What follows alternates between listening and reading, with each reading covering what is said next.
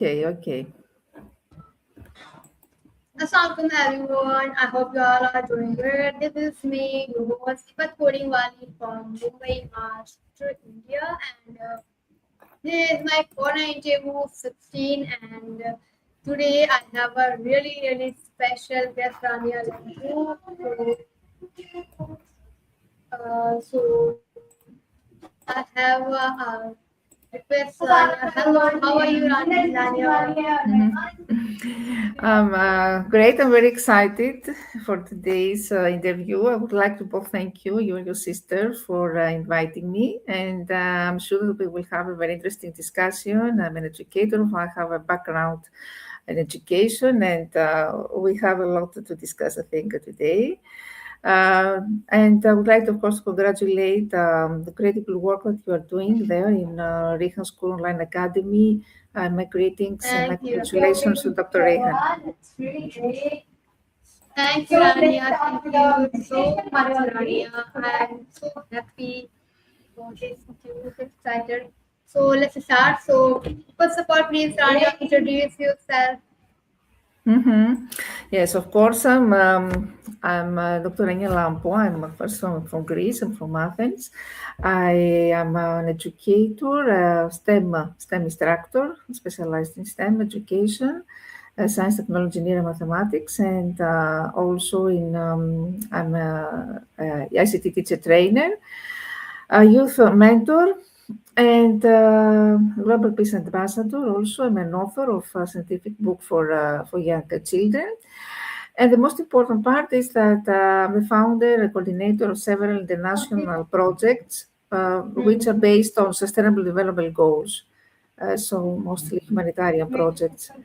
Currently, I'm working at the Greek Ministry of Education as the Dutch teacher, and also at the Greek Astronomy Space Society as a STEM instructor also. And so far, I have received over 200 awards from the national organizations. I'm collaborating with many organizations. Of course, the national collaboration nowadays is the key one for success. I'm very happy because the interaction with students, like you, and in general with students, is one of the favorite, part of my daily life. Thank you.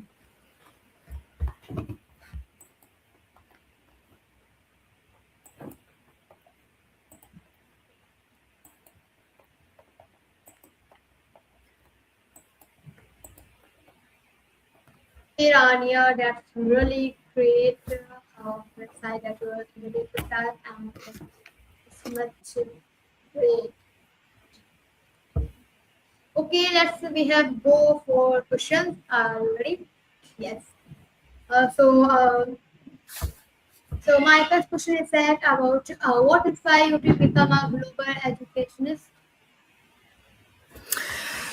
Yes, it's a great question. Actually, becoming general education can be meaningful for a lot of different reasons, depending on what motivates you personally and professionally. Of course, it's something that's a profession that definitely makes a lasting impact. Educators shape how people think, they learn and grow. A good teacher can influence confidence, curiosity, career choices, and even a student's future direction for years. You help others succeed because teaching is fundamentally about helping young people develop skills and opportunities that they not reach alone. So whether with children or teens or adults, educators help others unlock potential. And when I work with adults, I have the same excitement and enthusiasm when I work with young students. So here, what is happening with teaching is that every day has purpose. Many educators value the sense that their work matters. So even difficult days often feel connected to something larger than routine tasks or profit goals. What profit goals, teachers are the the lowest payest among all the public employees, not only in my country, but in general, worldwide. Teachers, they're not paid well. But it's about this meaningful experience that teaching actually keeps you intellectually active because learning never stops. We constantly learn new ideas, technologies, methods, and perspectives while we help others understand them. We try to build relationships, so strong connections with students, with parents, with colleagues, with communities. It's one of the most rewarding parts, I think, of education. And education influences society directly because we contribute this way to critical thinking, to literacy, to creativity, help students acquire global citizenship, for example, have innovative mindset. Of course, it's what is another interesting part, it's variety, because teaching, it's not something repetitive. We can produce, a wide variety of lessons, of discussions, of projects, because students' personalities create a dynamic environment where creativity matters. So it's a personal fulfillment. I was appointed in the public sector in 2009, first in secondary education, then I moved to primary education, when it was amazing because during this period I got all these awards for the amazing projects of particle physics project of my students. And after, from 2017 till now, I'm a detached teacher, the Greek Ministry of Education, where I launched many innovations. I wanted to diffuse STEM philosophy, STEM education methodology among Greek students. So I launched STEM workshops inside the ministry, cybersecurity also workshops, and in general, design circularies and projects for Greek schools. Apart from this, of course, sorry, my biggest contribution in education has to do with international projects, because after the war, I started designing humanitarian projects, which are targeted to the privileged students who live in remote areas in Greece or internationally, to students in Malawi, in Africa, who don't have enough water to drink, or to students in Nigeria who are suffering from gender-based violence. So what I said before at the beginning, that education changes the lives of students, transforms their lives, and it's this makes this profession noble, rewarding, and fulfilling. We share knowledge, but we influence the lives and contribute to a better future through learning and teaching. Yes, this is my.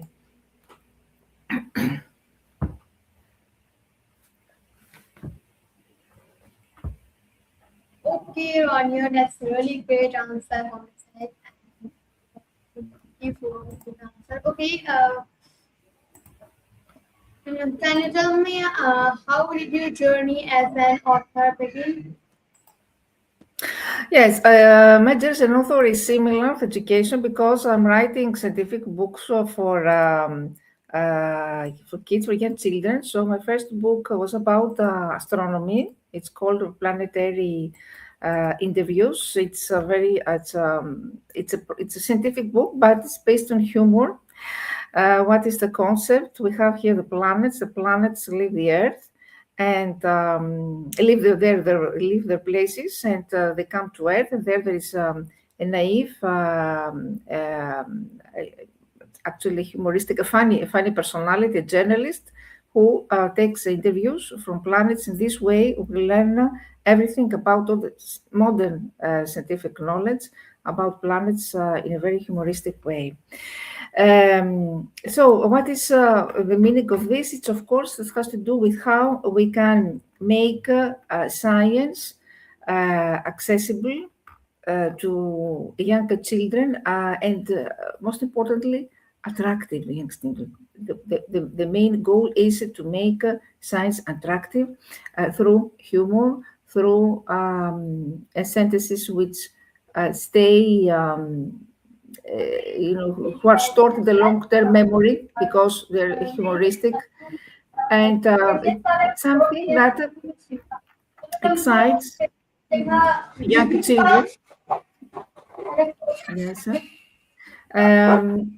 So actually, STEM teaching inspired me to write scientific books, educational materials, in order to make science creative, more enjoyable for young learners. So I wanted actually children to see science not as something difficult or distant, but as an exciting journey of exploration connected to everyday life, creativity, and humanity.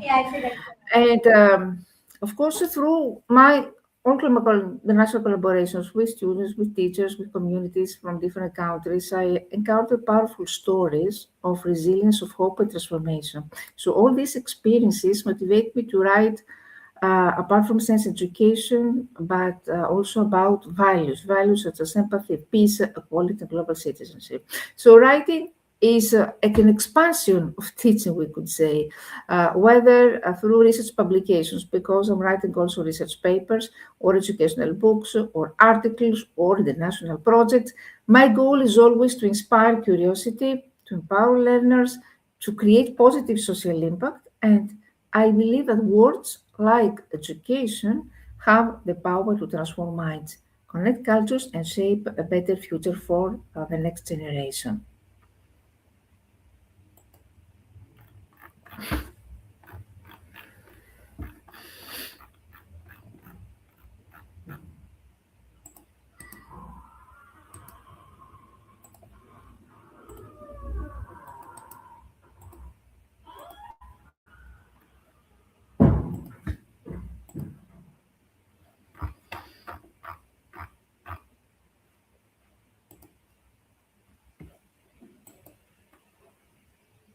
I think it's a technical issue.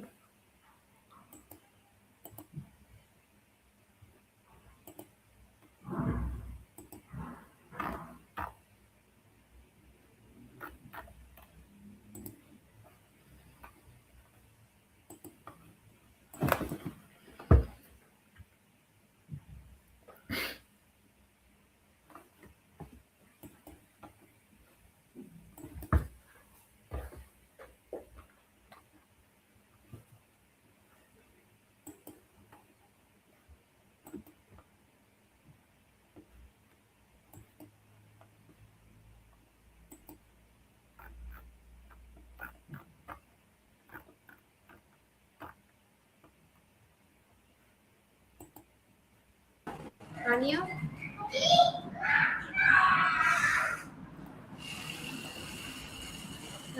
Rania? now, yes, I can hear you. Now I can hear you again, yes. Can we unmute because you're muted? Yes, I am myself. Okay. Let's start. Yes. Now my next. Okay. Now next question is that what do you enjoy most about public speaking? Sorry, didn't hear you. What?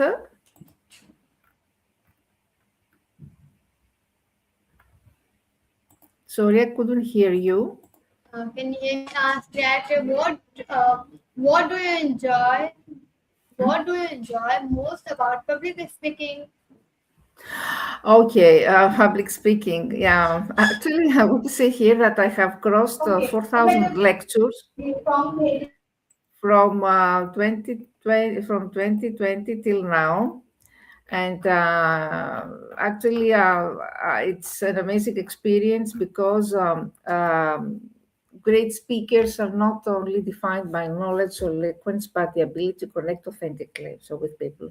So being a public speaker gave me the opportunity to connect with eminent personalities from different countries, not only from educational background, but in general.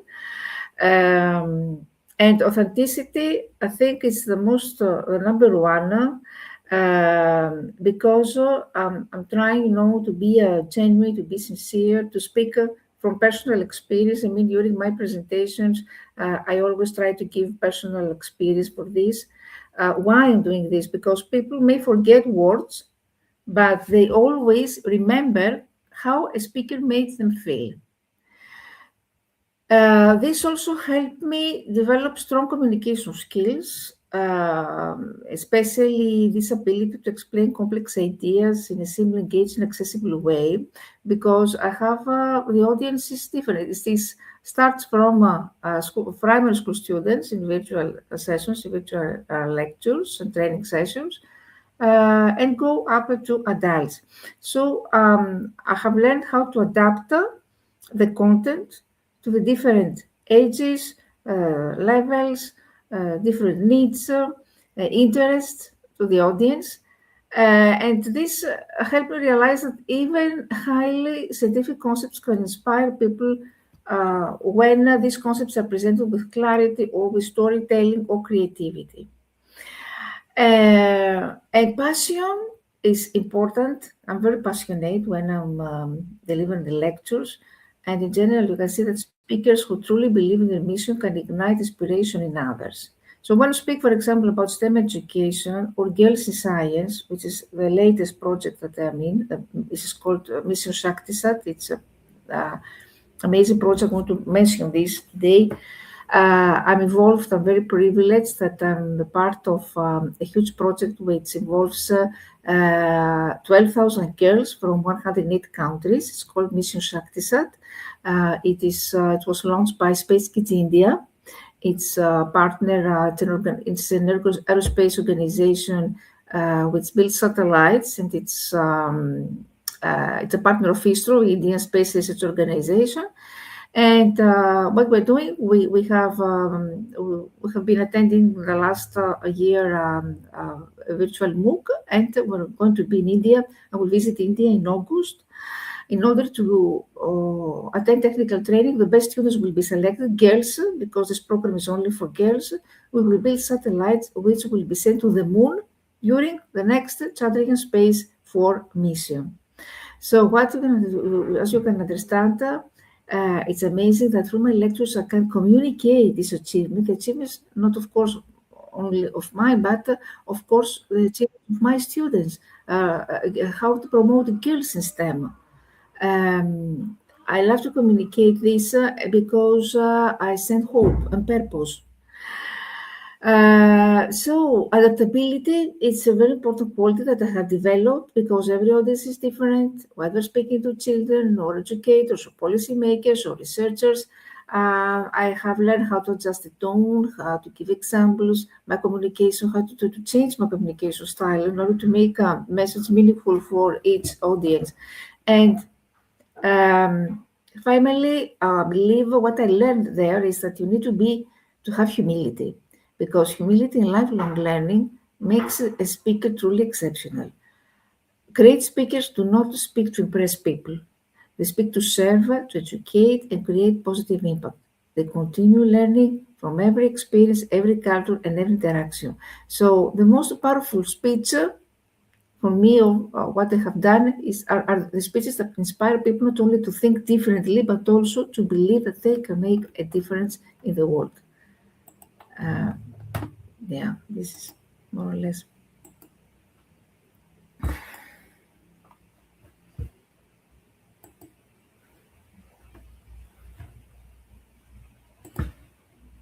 Yeah, you are muted. You are muted.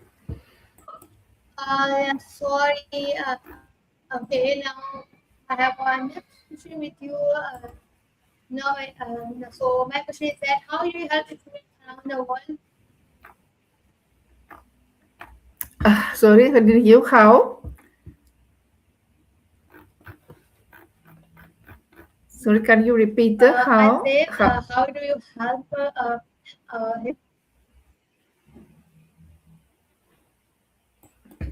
I can't hear you. How, the line is broken. How? If you understand, if you don't understand, my question is that how do you help students around the world? Okay, yes, through my international project first.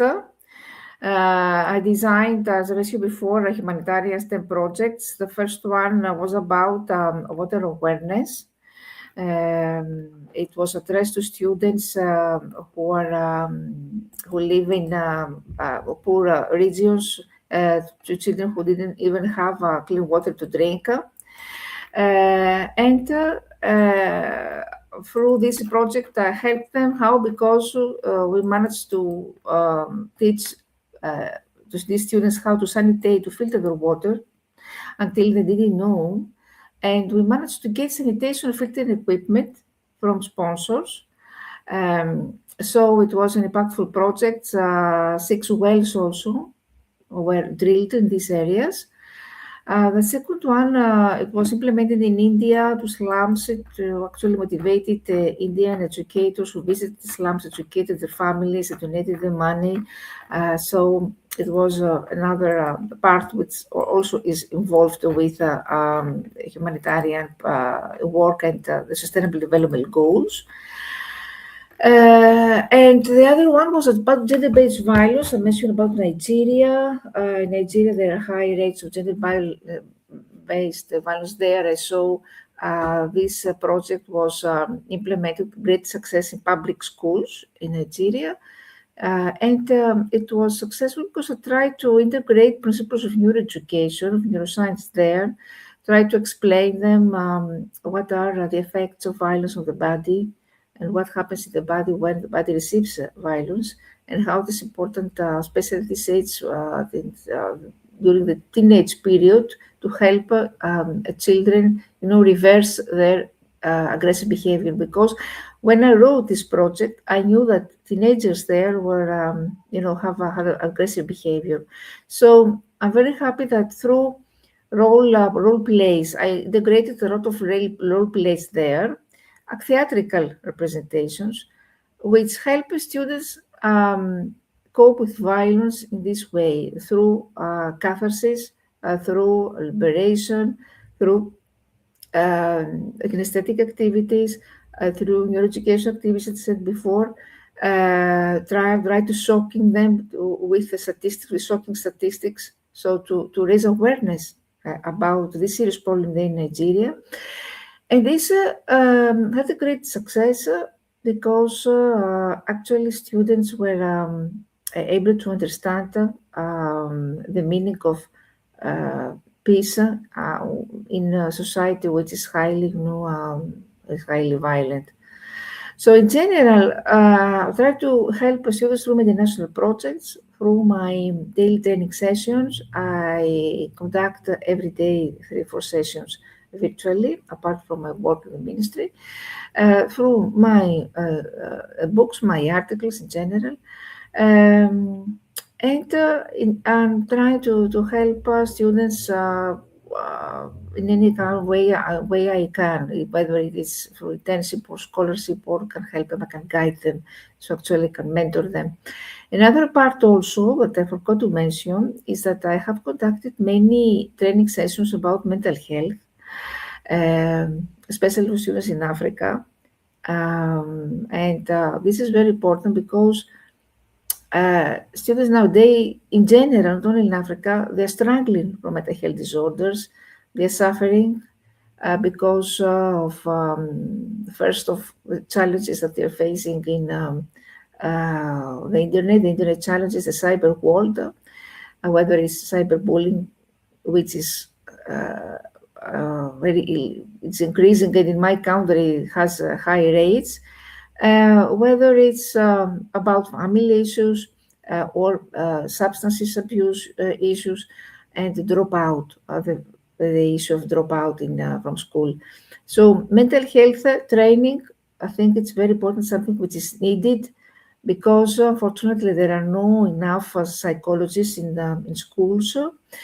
So educators now are invited to assume multiple roles, including not only being a teacher, but including to be a mentor, to be a psychologue, and a guide for students who are struggling. Yes.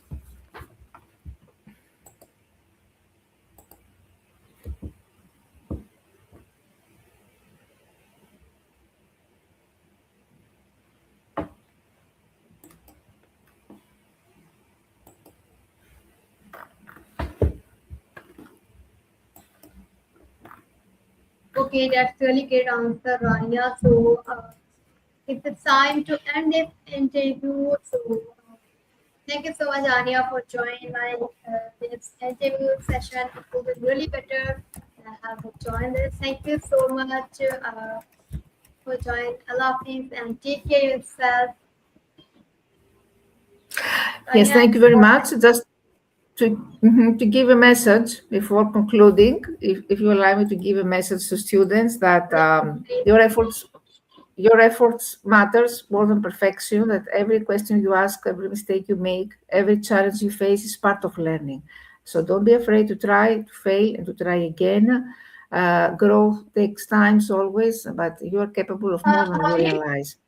Keep showing, keep thinking, and keep believing in your ability to improve step by step. Thank you very much. Thank you.